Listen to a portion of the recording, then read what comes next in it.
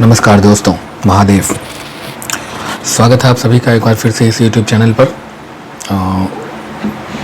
उम्मीद है आप लोगों को मेरी पिछली कविता पसंद आई होगी। उपस्थित हूँ फिर से एक नई कविता के साथ। फिर से मैंने एक हिस्टोरिक कैरेक्टर पर लिखने की कोशिश की है। कैरेक्टर का नाम है कर्ण। आप सभी लोग परिचित होंगे इनसे। ये महाभारत के एक योद्धा रहे हैं। कर्ण के ऊपर मैंने कुछ लाइंस लिखने की कोशिश की है।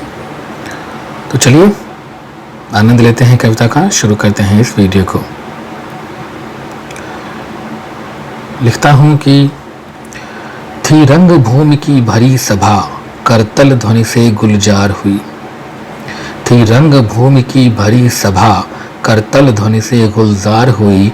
जब अर्जुन के छोड़े बाणों से कुशलताएं भी हार गईं। सहसा भरी सभा से आई ओजस्वी वाणी ललकार। सहसा भरी सभा से आई ओजस्वी वाणी ललकार। पार्थ, चला पाओगे क्या तुम मुझसे उत्कृष्ट शस्त्र प्रहार। परिचय पूछे जाने पर किंतु महावीर था मौन खड़ा। उठा सुयोधन आया सम्मुख, कहा वीर पहचान बड़ा।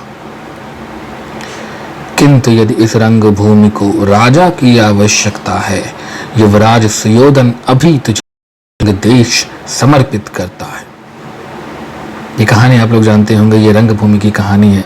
जब पहली बार कर्ण की मुलाकात होती है सभी पांडव और कौरवों से, और कर्ण को अंग देश का राजा बनाया जाता है दुर्योधन के द्वारा। तो उसी घटना का वर्णन करने के लिए लिखता हूं कि किंतु यदि इस रंग भूमि को राजा की आवश्यकता है, युवराज सुयोधन अभी तुझे अंगदेश समर्पित करता है। हो कृतज्ञ उसी क्षण से ही जो जीवन अर्पण कर आया है, निज कर्मों से जिसने जीवन इतिहास अमर करवाया है। जिसमें सूरज सा ताप दिखा, माने जीवन अभिशाप लिखा। जिसमें सूरज सा ताप दिखा, माने जीवन अभिशाप लिखा। सूर्य पुत्र होकर भी जो शूर पुत्र कहलाया है, निज कर्मों से जिसने जीवन इतिहास अमर करवाया है। बिन गलती अभिशापें ले ली। आप यदि कर्ण के जीवन के बारे में जानते हो तो आप जानते होंगे कि उसे कई अभिशापें मिली थी, कई शाप उसको मिले थे, लेकिन उसकी किसी में भी गलती नहीं थी। बिना गलती के उसे कई शाप में मिली। तो उसी पर लिखता हूं कि बिन गलती अभिशापें ले ली, थी आजीवन कटु बातें झेली। जीवन भी हंसकर दान किया और परम मित्र कहलाया है। निज कर्मों से जिसने जीवन इतिहास अमर करवाया है। आज भी यदि एक सबसे अच्छे मित्र की बात की जाती है तो कर्ण का नाम सबसे ऊपर आता है। निज पौरुष को था सिद्ध किया। निज पौरुष को था सिद्ध किया, था महाकाल सा युद्ध किया। निज बाण प्रहारों से जिसने ईश्वर को भी घबराया है। निज कर्मों से जिसने जीवन इतिहास अमर करवाया है।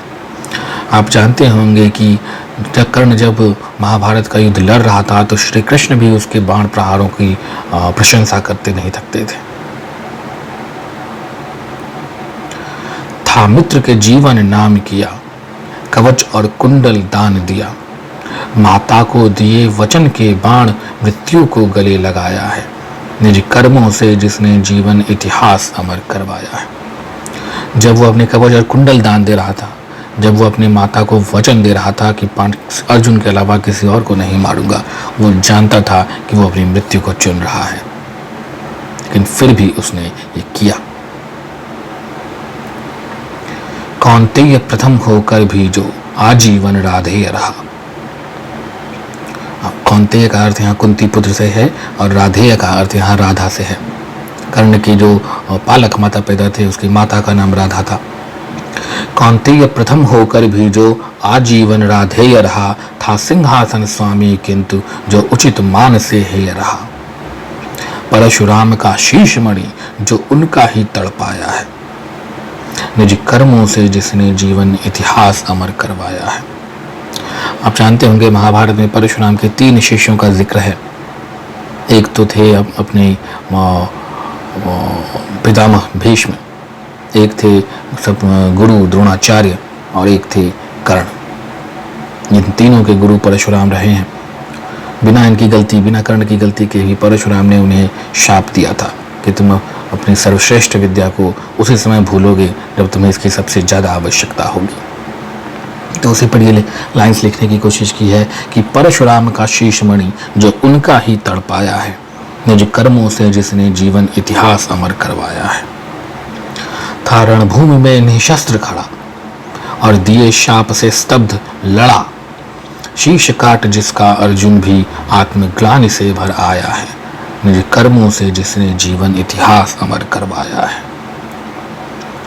जिसके जीवन संघर्षों से अब युवा सीख ले सकता है, जिसकी जीवन गाथा पर दिनकर रश्मि रथी सा रचता है, वेद व्यास की वाणी में जो महावीर कर्ण कहलाया है, निज कर्मों से जिसने जीवन इतिहास अमर करवाया है।